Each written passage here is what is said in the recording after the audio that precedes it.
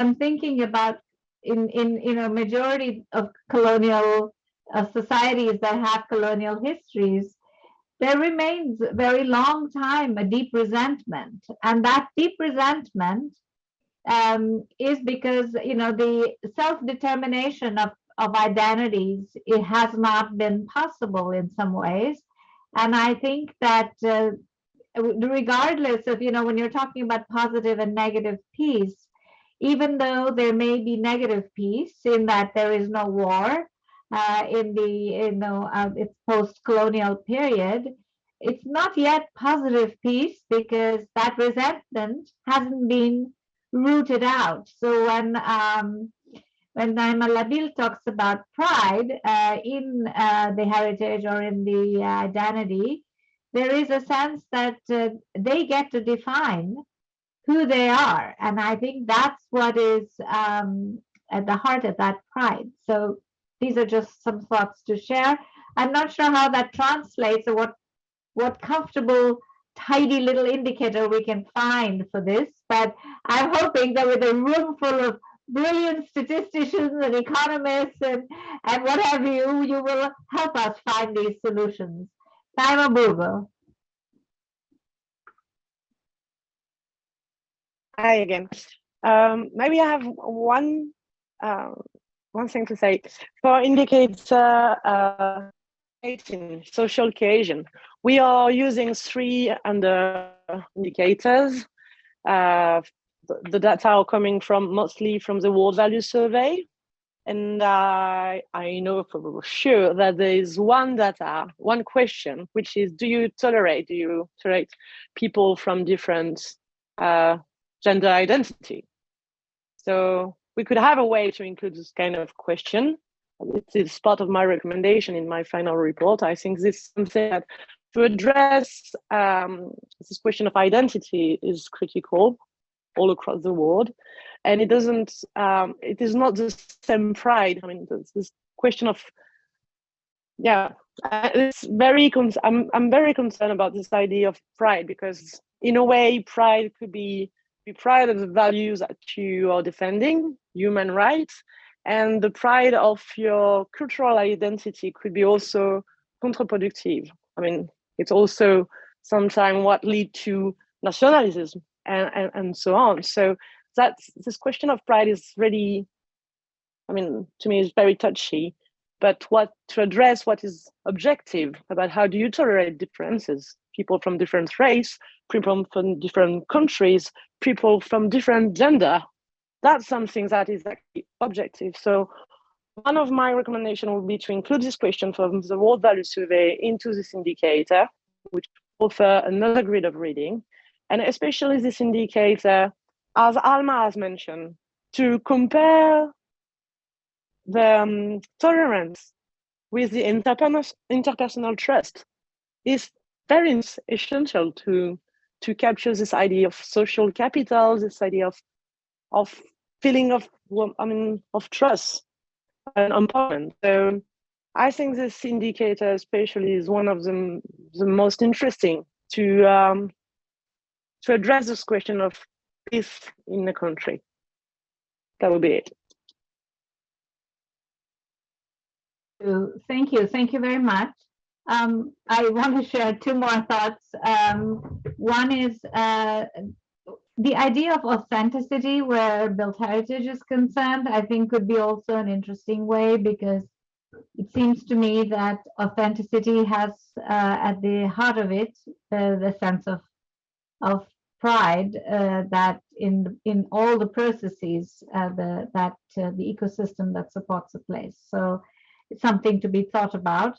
But on another flip side, going away from this kind of very complex and nuanced concept to something I think much more hard, nuts and bolts.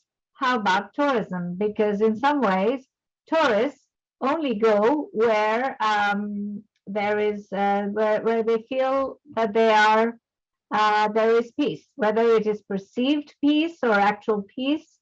I'm not sure, but I think that there might be something there to measure that is quite straightforward, perhaps. I don't know. Ellie, please go ahead.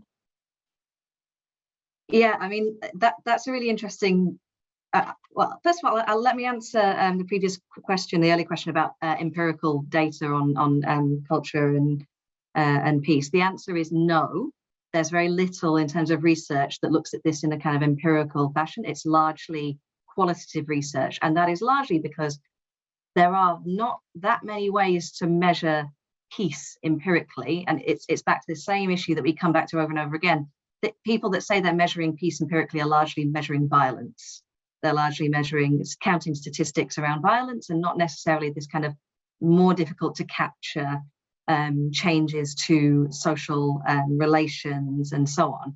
There are ways, but it's more difficult, and it's been under research. So largely what we've built this on is qualitative research, high quality, peer reviewed, etc. qualitative research, and often very fascinating experimental studies and so on. But this is a question that came up last year as well when we were looking at it.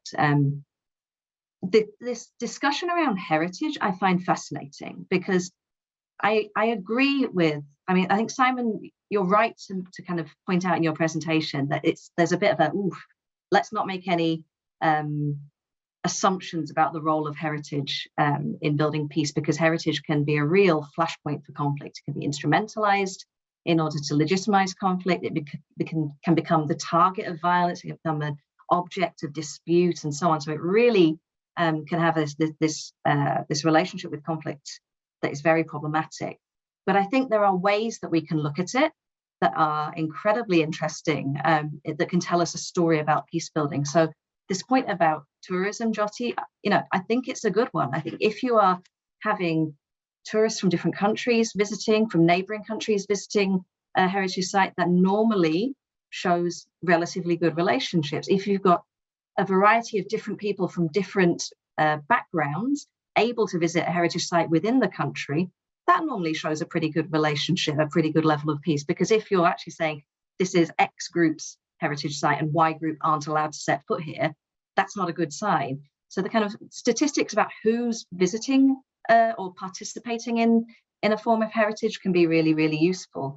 Trafficking of heritage items is a really important thing, and it's something you're already gathering, because that is proven to support violence, terrorism, organized crime, and so on. Shared management structures, inclusive governance structures of heritage, all of those types of things can tell us something, I think, useful about peace. But we've just got to be really careful about how we look at that relationship. We can't just say, okay, increased spending on heritage equals increased peace, because we know that can go in wildly different ways and could be very, very problematic. So I think there's something there. It's just about being really careful about how we think about those pathways through that. And this question of the ambivalence of peace is absolutely right. They make a desert and call it peace, is the kind of the famous quote, right? The positive peace kind of literature, the framework that we often work in, the kind of father of that, Johan Galtung, he characterized positive peace as the ability of everyone to reach their full potential. It's a very broad goal, but I think an important one. So the ability of everyone to express their identity in the way that they want to have that ability to kind of have pride in their identity, but not in a way that impinges on someone else's ability to have pride in their identity. The ability to reach your potential as a person, as a group, as a country. This is where a lot of things around the economy come in, because there's a lot of arguments that, for example, extractive economies that subjugate southern global economies in the global south is a problem, because it's preventing people. That is not a peaceful way of life. It's preventing people from reaching their full potential. So personally, I find it a useful framework to think within, this idea that peace is not just the absence of war. It is the ability of people to reach their potential, to be for themselves. And that's a process. That's not a goal we're going to get to. It's a process of continual kind of negotiation and remaking as we improve like that. It's a bit vague, I grant you, but I think it's a helpful thing to think about in terms of the way we're working. Thank you. Thank you very much, Ellie. We have Naima now, Naima Labil, and then Simon.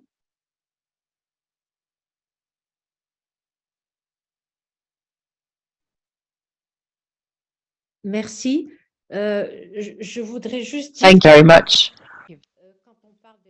I just wanted to say that indeed, when we speak of culture and reflect on these indicators, there are two faces of a coin. And I do agree that pride can have a constructive and positive dimension, but it can also have a very obscure dimension and lead to a nationalism. But in this regard,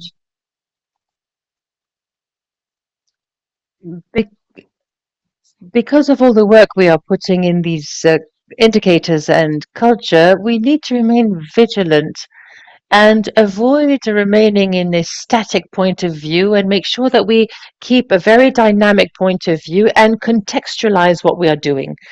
We need to put in parallel not just one indicator, not just one dimension, but several dimensions. For instance, to try and be more precise in what I'm trying to say, the advocacy that we are putting forward related to culture is that culture is complex, and we can't say it or call it black or white. It can be white in a context, and that same element can be black in another context. And that is probably one of the most complicated messages that we can share, yet probably the most important message. And this, here I address myself to all decision makers. The DNA of culture is to create a link. And once we've said that, and if we want to dig into the components of culture and understand the different dimensions, this becomes more and more complex. And we need to constantly include this dimension of temporality in this complexity and understand the dimensions that are complex and fragile and that depend on a certain context. Thank you.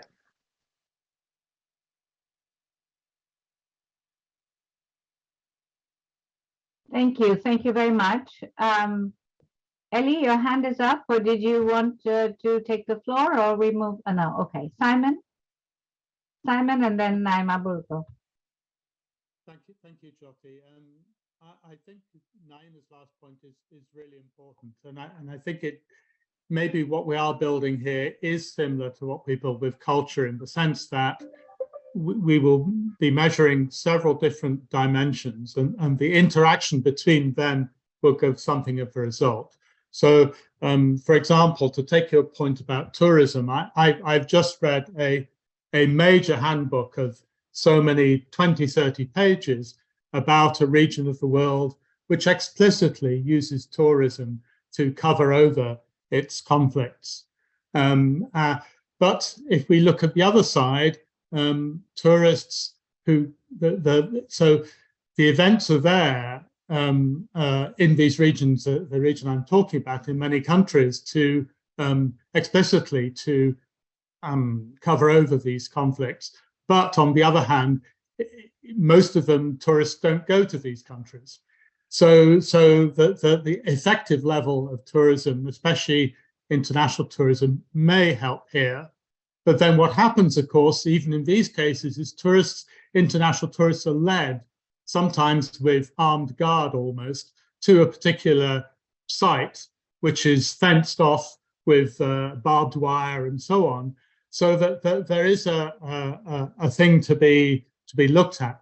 But as we were just saying, if we counter that, for example, with the sense of inclusion, participation, and I think Ellie's word voice is the key here. And I think we have enough indicators to say in the existing framework whether people's voices are heard, and if we can then set that against tourism, rather in the way that Naima was suggesting, we can get a sense of the overall atmosphere of peace. And then a last point is that one of the things which was quite striking to me in my reading was a sense of cold peace.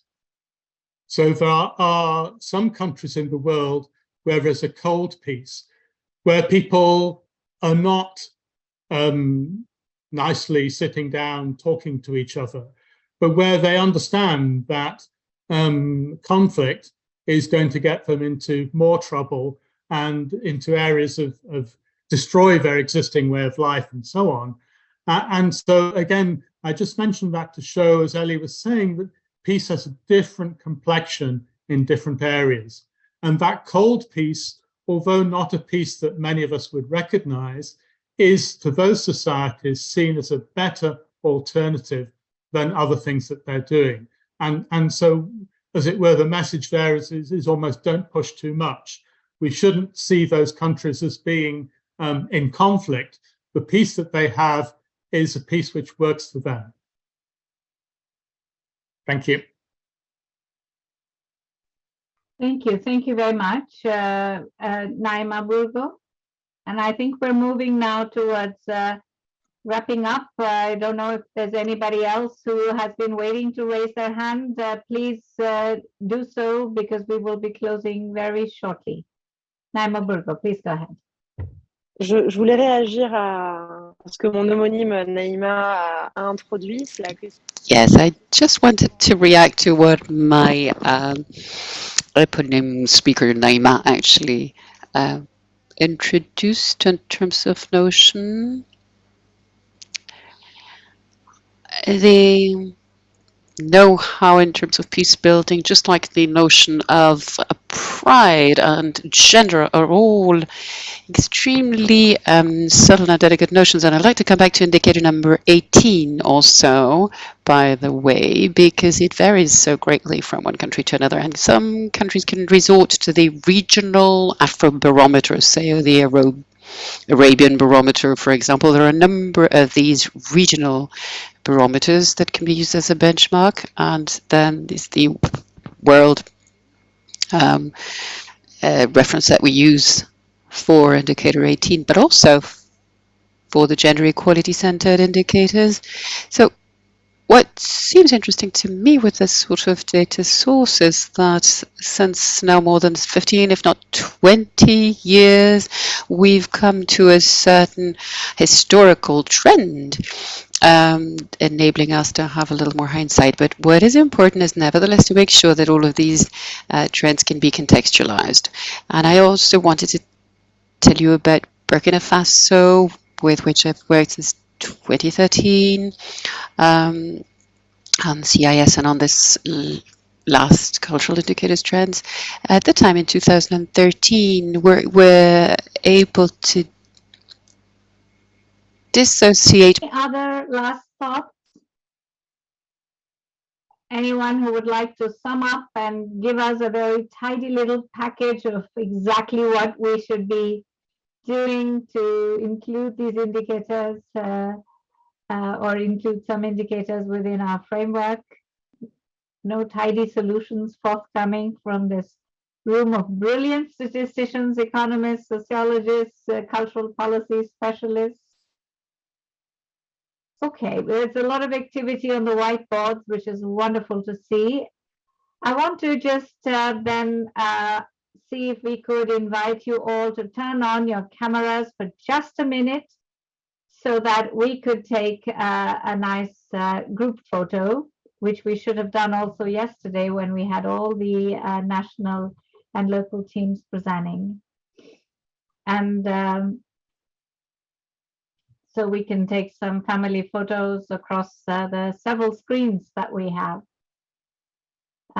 Thank you very much. So give us a few seconds to do this. And while the photos are being taken by my colleagues, I may also add that we are very pleased to have with us today His Excellency Mr. Didier Lenoir, Ambassador Extraordinary and Plenipotentiary Permanent Delegate of the European Union to UNESCO. And we very much look forward, sir, to having your closing remarks.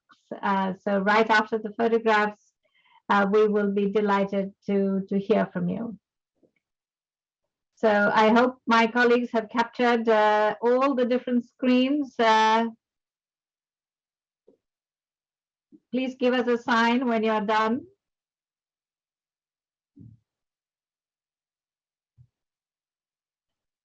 Yes, thank you for your patience, and the pictures are already taken. Thank you. Thank you very much. So over to you, Your Excellency, Mr. Didier Lenoir.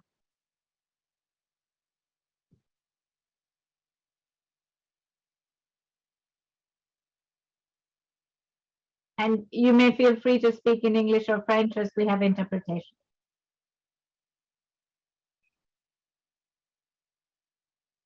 Yes, we hear you.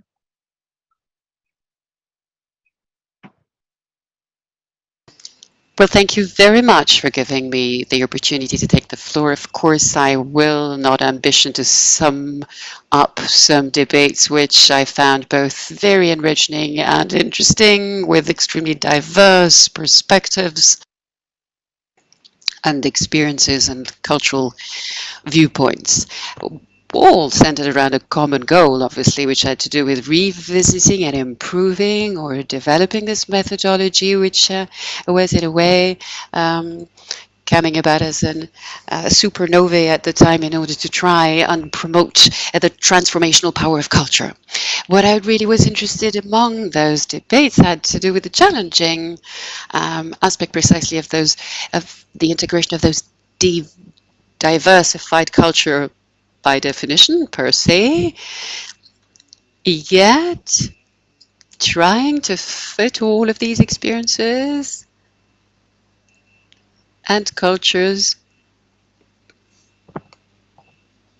within a fitting